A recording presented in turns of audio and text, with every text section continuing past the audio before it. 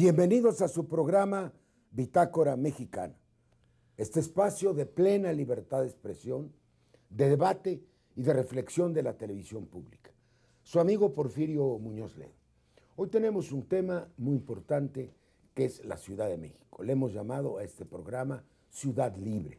En efecto, en pocos días, el 19 de septiembre, se cumplirán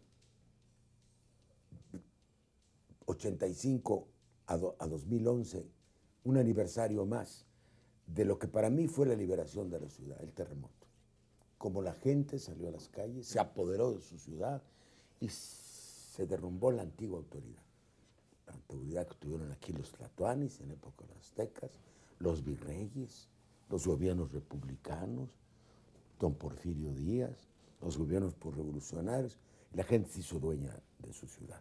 Vino después el plebiscito, la lucha por la autonomía de la ciudad, y luego ha venido ganando sucesivos gobiernos de izquierda la Ciudad de México.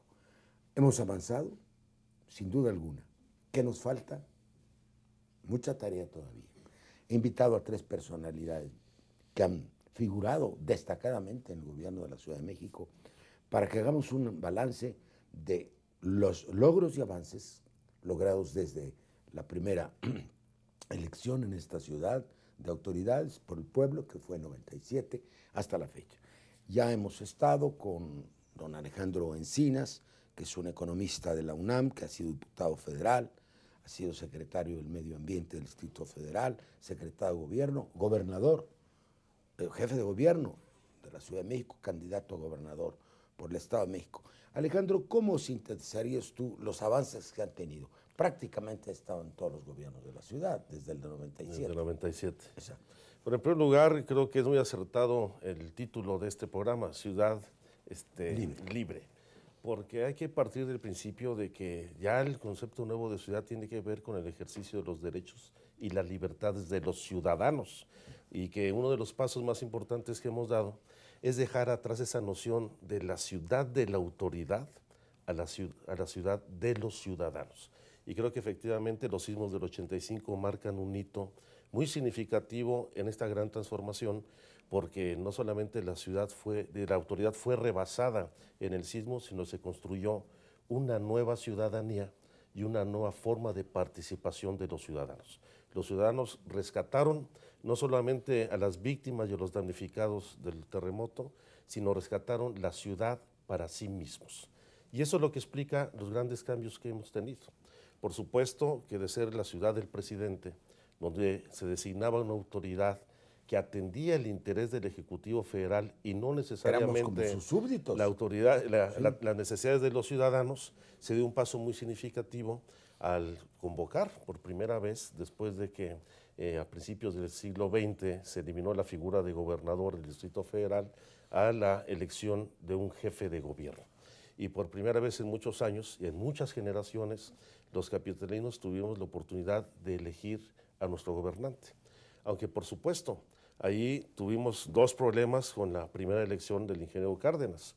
Uno, se mantenía mucho del carácter de dependencia y vínculo con el gobierno federal por las limitaciones que tenía el propio jefe de gobierno a raíz del estatuto con que se conformó el gobierno del Distrito Federal, desde la designación del Procurador de Justicia. Que no lo pactamos en 96. Eso no lo pusieron. Estuvo también el nombramiento del secretario de Salud Pública, cómo la Cámara de Diputados sigue autorizando el techo de endeudamiento de la ciudad. Eso tampoco lo pactamos. No tiene facultades plenas y no tiene las atribuciones propias de un gobernador. Sin embargo, se dio un avance muy significativo. Y la primera etapa del gobierno de la ciudad se avanzó en la construcción de todo el entramado institucional, legislativo de un gobierno local. Yo creo que se dio un paso importante. Vamos a seguir por etapas, rotamos la pelota.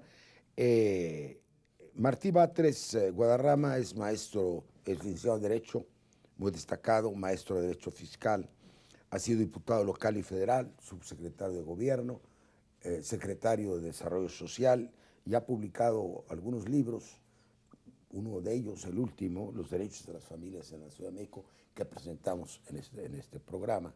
Para ti, en tu libro, claro, hay otros aspectos, hay un cambio fundamental en esto que llama Alejandro, el derecho de los ciudadanos. Tú sostienes que el derecho de familia ha pasado a ser derecho civil, contractual, que era desde la época privado, desde la época de Napoleón, el Código de Napoleón, a derecho social, como el derecho del trabajo, como el derecho agrario. ¿Y qué otros avances en este orden tú ves en los gobiernos de la ciudad? Bueno, primero habría que decir, Porfirio, que no hay entidad federativa que se haya transformado como la Ciudad de México. Es como una isla. Vemos un grave retroceso en el país y mientras tanto en la Ciudad de México se han consolidado una gran cantidad de cambios. Yo agruparía los cambios que se han dado en estos terrenos. Un gran salto en derechos sociales. Aquí entran los derechos de las familias, pero entran otros derechos sociales también. También un proceso de participación social ciudadana importante. Aquí hay consulta verde, consulta del petróleo, plebiscito del segundo piso, consulta sobre el costo del boleto del metro, revocaciones de mandato telefónicas, programas que entregan recursos al ejercicio del presupuesto participativo a la gente. En tercer lugar, hay una transformación importante del espacio público. En el DF tienes que la avenida principal puede ser utilizada por automóviles, pero también por bicicletas, también por peatones, que es la avenida Reforma. Y tenemos también, por otro lado, un salto importante en la obra pública y el inicio de un proceso de economía social donde se apela también a la cooperativa y a otras formas de organización económica de una economía más democratizada. Estos son algunos de los elementos del avance en la Ciudad de México. ¿Cómo han sido posibles? Porque en la Ciudad de México se han dado grandes luchas. Aquí hubo un 68 y hubo años después un 85 que tú comentaste, que fue un gran proceso de autoorganización que comenta Alejandro. El plebiscito. La sociedad que se organiza, decía Monsiváis, se dio, eso en 85, en 86, 87 un gran movimiento universitario para defender la gratuidad de la UNAM. En 88 el gran movimiento de la insurgencia democrática, donde está Cuauhtémoc, estás tú, está Ifigenia, muchos otros dirigentes. Luego en 89 el movimiento magisterial. Luego en 93 el plebiscito ciudadano por la democratización del DF. Luego la lucha contra el desafuero. Eso es mucho más reciente. 2006. Pero yo me refiero a procesos que ocurrieron antes del 97. O sea, si el PRD llega al gobierno de la ciudad de 97 es porque ocurrieron todos estos procesos sociales abajo. No es nada más porque se presentó a las elecciones con muy buena mercadotecnia y ganó. No, hay un proceso mercadotecnia ni social. Teníamos. No, y a veces ni nada. Importa. Aquí hay un proceso social muy fuerte. Y la izquierda va a catalizar todos esos procesos sociales y va a producir estos cambios de los que estoy hablando. Muchas gracias, Martí. Alejandro Rojas ha hecho también una importante carrera política y de servicio en el Distrito Federal, licenciado en Ciencias Políticas, fue asambleísta por el Distrito Federal, diputado federal, diputado local, ha trabajado en varias dependencias de la ciudad y actualmente funge como secretario de Turismo de la ciudad. Entonces, una ciudad para los ciudadanos, aunque resulte aparentemente pleonástico.